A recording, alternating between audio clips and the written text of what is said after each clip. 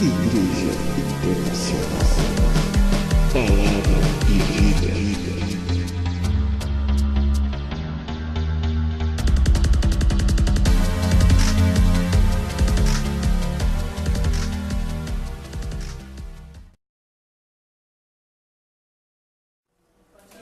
Diz assim: é claro que a religião é uma fonte de muita riqueza, mas só para as pessoas que se contentam com o que tem.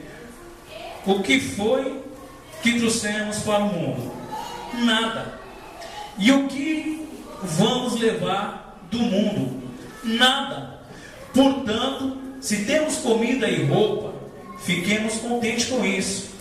Porém, os que querem ficar ricos caem em pecado ao serem tentados e ficam presos na armadilha de muitos desejos tolos que fazem mal e levam as pessoas a se afundarem na desgraça e na destruição.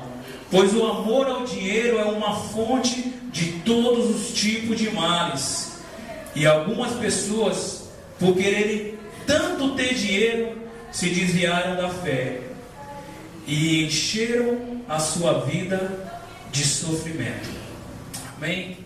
Até aí, quero deixar bem claro aqui que o fato de você ter dinheiro, de você querer conquistar algo, querer ter uma casa boa, você querer ter um carro bom, dar um seguro para sua família, para os seus filhos, não é pecado. Não é pecado. O pecado, o problema está onde? Quando você é capaz de tudo e passa por cima de qualquer princípio, por cima de qualquer situação, por qualquer pessoa e coloca esse seu desejo, essa sua vontade acima de Deus, acima das ordenanças que Ele nos deixou. Esse é o problema. E existem coisas muito mais importantes que isso. Esse dia eu estava conversando com uma colega de trabalho chamada Pamela. Ela não é cristã, ela é católica, E ela ali tirando algumas dúvidas dela acerca da palavra. E ela até assistiu a última pregação minha. E ela falou assim: nossa, você fala muito versículo, E as pessoas que não entendem, que não têm habilidade na Bíblia e que não têm esse contato com Cristo, Então eu falei: é verdade, vou ter que me policiar um pouco mais nesse sentido. Não que eu vou deixar de estar falando os versículos da Bíblia, porque é necessário que você fale e tenha base bíblica, E aconteceu algo muito importante que eu quero compartilhar com os irmãos, que foi o seguinte: eu lembrei da Pamela naquele exato momento. Eu fui numa oração, num culto no lar, e eu ali conversando com um senhor, antes de começar ali o culto, perguntando para ele: e aí, Senhor, o que você acha de Jesus Cristo? Por que você está na igreja? O que você vê na oração? Vamos aqui fazer um make-off, um papo aqui, para ver o que você acha. Por que nós devemos seguir a Jesus Cristo? E ele não soube me responder. E aí eu comecei a explicar para ele porque nós devemos seguir a Jesus Cristo. Então eu queria passar essa mensagem para você que vai estar assistindo, no sentido que ainda não tem um conhecimento da palavra, no sentido que talvez não sabe porque deve seguir a Jesus Cristo. E eu vou te falar rapidamente por que nós devemos seguir a Cristo. Em Gênesis 1:27 é escrito que Deus ele fez o homem segundo a imagem e semelhança dele. O que isso quer dizer? O homem ele era sem pecado, o homem era santo. E aí também em Gênesis vai ter lá no Gênesis 3 a queda do homem. Quando Satanás ali através da serpente ele induz Adão e Eva a pecar, no pecado da desobediência.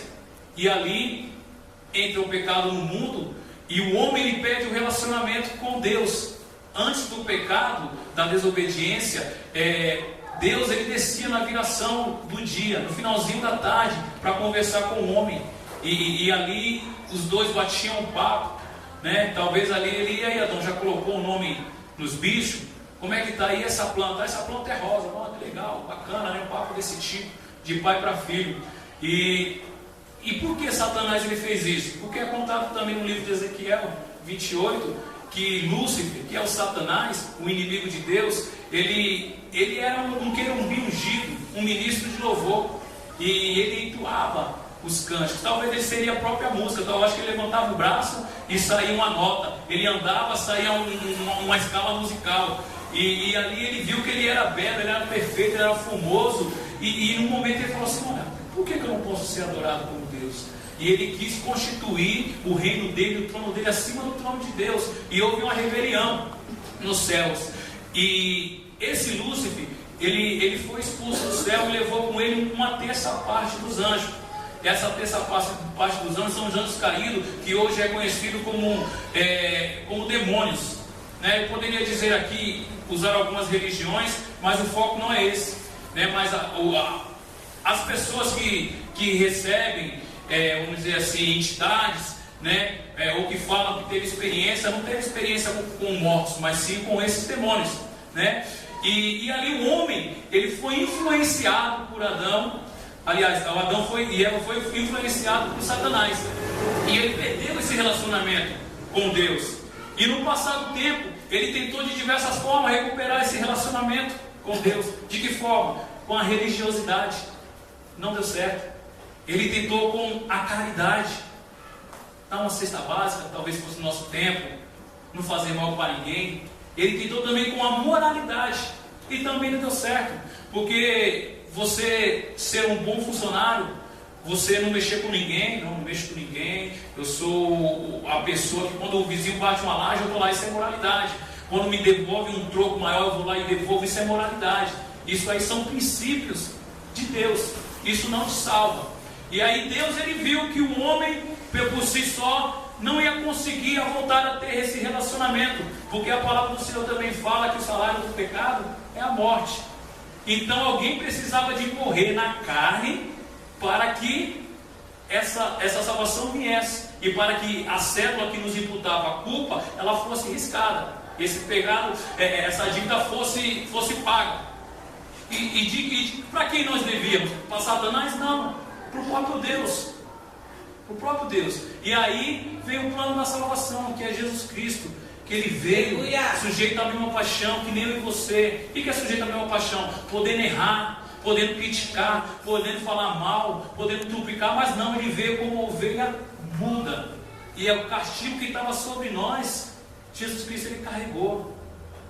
E aí a palavra do Senhor fala em 1 João 5, no versículo 11 e 12, que Deus, ele deu a vida através do Filho dele. Quem tem o Filho de Deus tem a vida. Quem não tem o Filho de Deus não tem a vida. E a vida está em Cristo Jesus, que é o Filho de Deus, que faz parte da Trindade Santa. E Jesus Cristo, ele tem todas as características da Trindade.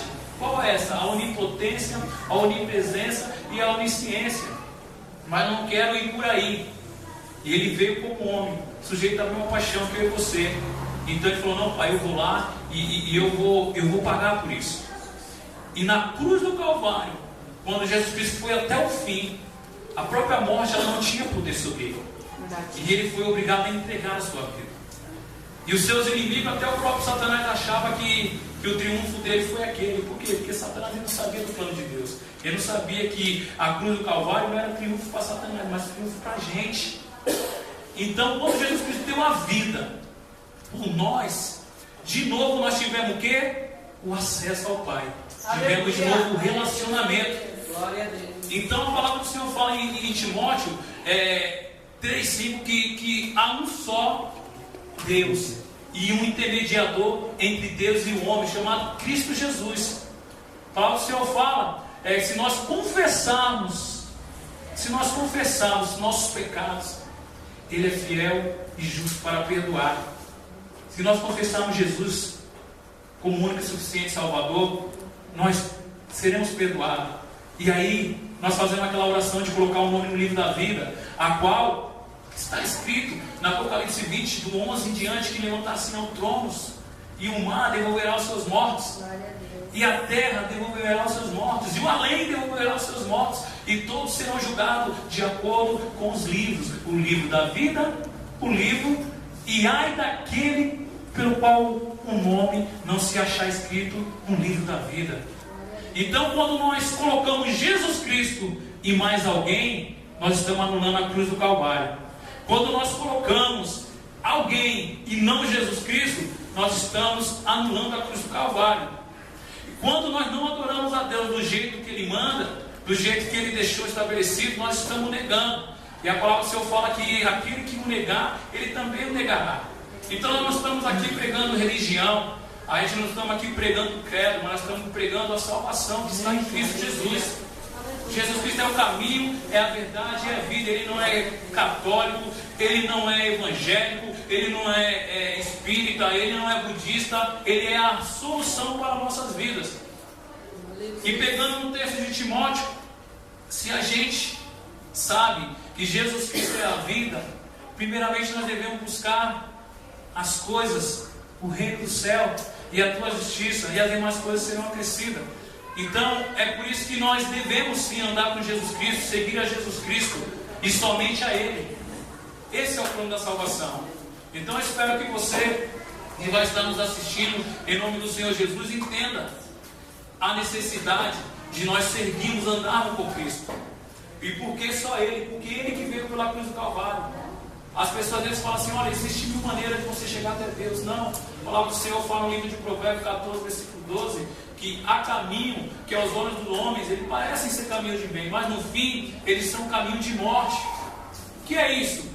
Volta lá para a religiosidade: eu sou devoto de não sei quem. Volta lá para a caridade: não, eu faço parte de uma ONG X, a qual nós alimentamos, nós fazemos isso, cuidamos de fulano, de ciclano. Olha, não, eu tenho moralidade, eu sou um funcionário, excelente pai de família. Não vá por esse lado, porque se eu vou dar uma notícia para você, talvez você vai ficar até triste. Na hora do juízo final, lá no inferno, vai ter pessoas boas, vai aquelas senhorinhas que fazem bem para todo mundo, vai aquelas pessoas honestas, acima de qualquer suspeita. Por quê? Porque até o fim elas estão escolhendo a seguir qualquer coisa, os seus próprios princípios, o seu achismo, a qual chamam de axiologia, e estão deixando de lado o que é principal. Estão numa corrida louca, atrás de dinheiro, atrás de satisfações ego pessoal, e estão esquecendo o principal, que é a sua salvação. Porque o que vale mais? A palavra do Senhor diz em Marcos 8,35: o que vale mais? O homem ganhar o mundo e perder a sua alma? O que vale mais? Você passar 70 anos com uma um falso sentimento de curtir a vida e passar a eternidade em tormento? Ou talvez você passar por aqui, talvez sofrendo, ou talvez não tão bem do jeito que você queira, mas passar a eternidade no seio de Abraão, no colo do Pai. Então pense nisso. E aí a pergunta que não quer calar: onde está o teu coração? A palavra do Senhor fala que a boca fala do que está cheio o coração. O que nós andamos falando durante o dia? Será que é de Jesus Cristo? Nosso coração está cheio de Jesus Cristo? Está cheio de amor, de paz, de piedade, de empatia, de temperança, de domínio próprio, de palavra abençoada? Ou a pessoa não pode empurrar a gente no trem que a gente quer partir para a ignorância? Ou a gente fala de tudo durante o dia inteiro? Fala de futebol, fala de Power Couple, fala de A Fazenda, fala de Big Brother, fala do Campeonato Brasileiro, fala de tudo, mas menos de Deus.